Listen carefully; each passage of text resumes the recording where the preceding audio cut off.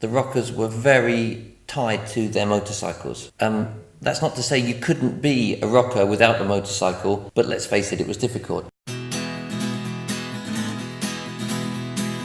I'm Chevy, one of the founders of Rockers UK. To define a rocker, it's just a strip rocker, bikes, leathers, rock and roll. There are certain cafes, key moments, key places about cafe races. I'm the guy to blame. Reopening an establishment renowned for many things, but not particularly necessarily for its food. If you were a rocker and you came into here, normally at night, this car park would be full of rocker bikes and full of rockers inside.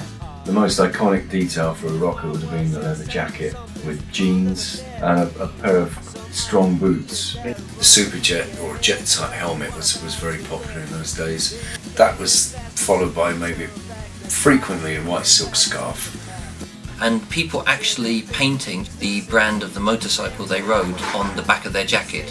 When you've got a crash helmet on and a scarf wrapped around your face and a pair of goggles, people can't see who you are, but if they're riding up behind you and they see your jacket, they know exactly who you are. What are you gonna do? Lewis Leathers has a huge archive of their old jackets, and they can be seen in the store where people have hand painted from the mid-50s onwards. So here's the lightning jacket which we've made for Royal Enfield. Noticeably on the front we've got the twin logo Oval patch showing Lewis Leathers and Royal Enfield's logos in gold.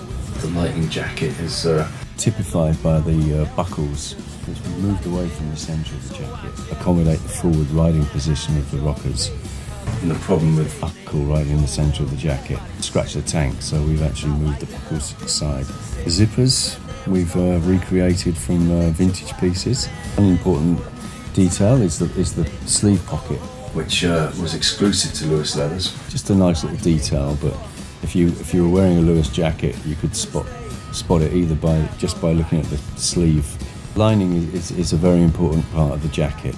The traditional jackets have the quilted lining already incorporated into the jacket. It's a fixed item. With this one, we've actually created a removable quilted lining so that people in hotter climates can wear the jacket without the quilted lining.